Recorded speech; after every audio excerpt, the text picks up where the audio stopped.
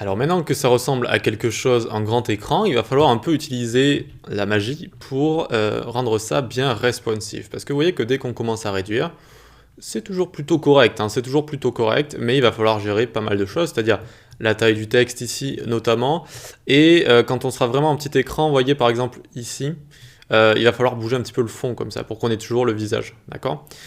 Pour qu'on ait toujours le visage et que ça rende toujours plutôt bien, quoi, tout simplement. Donc on va pouvoir faire ça ici, ça va pas être très très long, vous allez voir. Il va quand même y avoir quelques médias query, donc hop, hop, j'ai rouvert tout ça.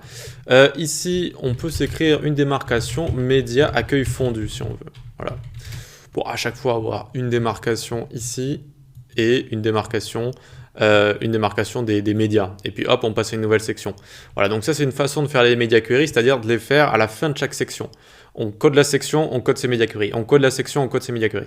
Une autre façon de faire, c'est de tout coder le site en grand ou en petit écran, donc en desktop first ou en mobile first. Et ensuite, à la fin, eh bien, on peut écrire tous les médias query.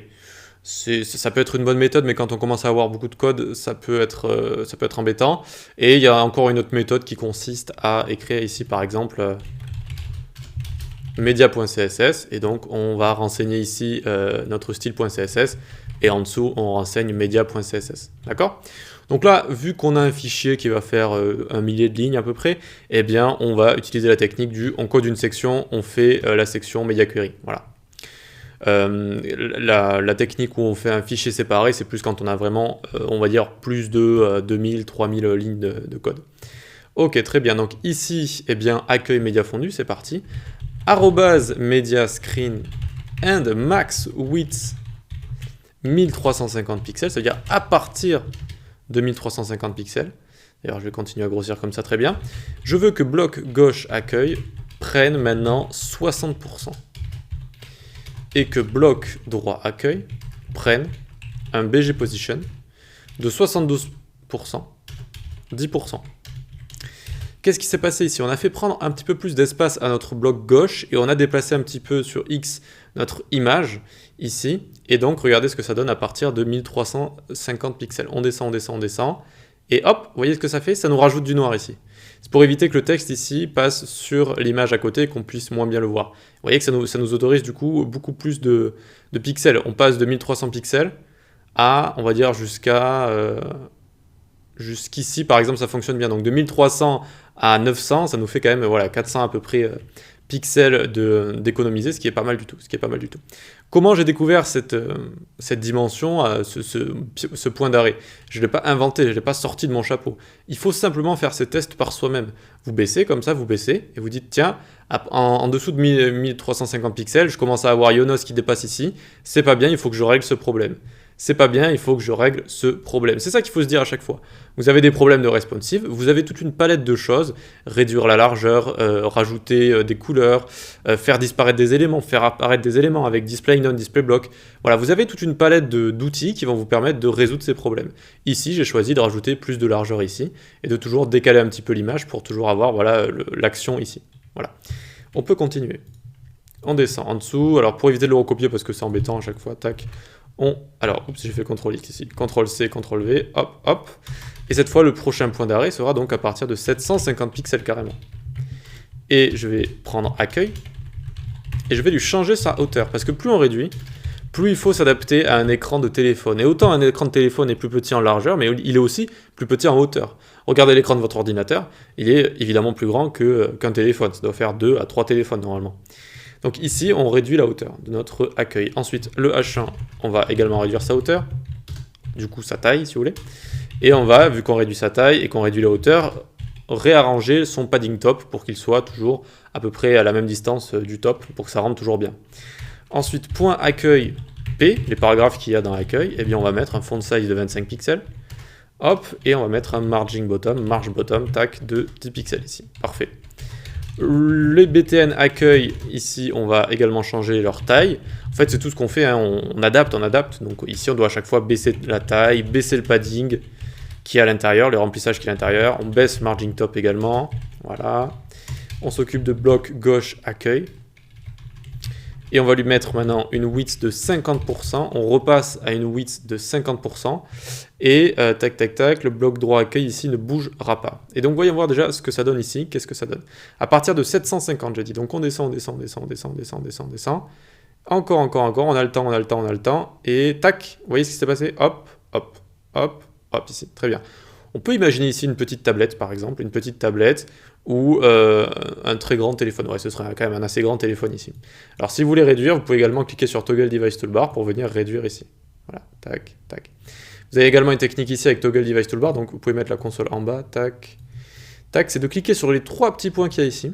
Alors, les 3 petits points de la Device Toolbar, hein, pas les 3 petits points de Chrome ici. Et vous avez Show Media Queries ici. Et regardez, hop, on a les Media Queries qu'on a créés déjà. Un à 1350, un à 750 et un à 550, qui est le Media Query qu'on avait fait pour la section au-dessus, pour la navigation. Et donc vous pouvez cliquer, regardez, hop, ça vous amène directement à ces endroits-là. C'est quand même très, très pratique. Et ça vous permet de voir aussi si vous n'avez pas fait trop de Media Query, s'il n'y a pas plein de petits points ici. Il faut essayer quand même de rester soft avec les Media Query, histoire de ne pas avoir un site qui change tous les 10 pixels par exemple. Voilà. Très bien, très bien. Ben, il nous reste plus qu'un breakpoint. Donc les breakpoints, c'est ça, c'est le point à partir duquel ça casse, le breakpoint. Donc il nous en reste qu'un seul, ça va être 550 maintenant. Donc 550, on est maintenant sur les téléphones mobiles. On est vraiment sur les téléphones mobiles. Et on va encore réduire du coup la taille de l'accueil, tout simplement. 8 450 pixels. 8 450 pixels. H1, on va lui mettre un font size de 40 pixels. Tac, pas de top de 100 pixels. Et marge left de 2 VW maintenant. Pour que ce soit moins décalé par rapport à la gauche. Ensuite, accueil, P comme ça, font size 20 pixels. Ok, marge left, j'ai dit 2 VW, toujours, vu qu'on veut que toujours le titre, les paragraphes soient alignés. Et margin bottom, 15 pixels ici, 15 pixels, parfait. Ensuite, BTN, accueil. Alors, qu'est-ce que j'avais changé pour celui-là? 18, je l'avais laissé, on avait juste changé donc... j'avais juste changé le padding juste ici. Voilà, tac, tac, 8 pixels, parfait. Là, je vais vous parler d'un autre problème. Par exemple, ici, dans mon code, j'avais écrit ça. J'avais écrit ceci. Font size 18, padding 8, margin top 20. Et si on regarde le breakpoint du dessus, eh bien j'avais déjà font size 18, padding par contre il était à 12 et margin top était aussi à 20. Du coup je fais ce qu'on appelle répéter des propriétés pour rien ici. Et ça arrive malheureusement souvent, surtout quand on fait des media queries où on doit faire des petits tests à chaque fois. Tiens, je vais bouger un tout petit peu ça, je vais bouger la marge, le padding, la taille. On en vient à oublier des propriétés qu'on répète comme ça. Il faut essayer d'en répéter le moins possible, voire 0, c'est parfait. Ok, allez, il nous reste quelques petites choses ici. B1, c'est notre bouton 1, on lui met margin left de 2 VW. B2, bouton 2, vous l'aurez deviné, margin left de 10 pixels. Alors 10 px ici. Puis notre bloc gauche accueil, on va carrément changer son box shadow un peu. Vous savez, c'est ce qui donne l'effet fondu.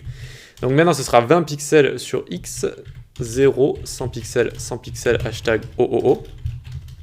On a juste baissé un petit peu sur X et on change ici la width. On l'a mis à 40%. Et juste pour terminer, bloc droit accueil, on lui mettra toujours la même background position, donc on n'a pas besoin de la changer ici, pareil. Juste, je vais vérifier le bloc gauche accueil, donc qui est bien tout en haut, eh bien décidément. Bloc gauche accueil, qui est juste ici. Voilà, on a bien changé la valeur de X ici. La valeur de X. La valeur de X, c'est quoi du coup?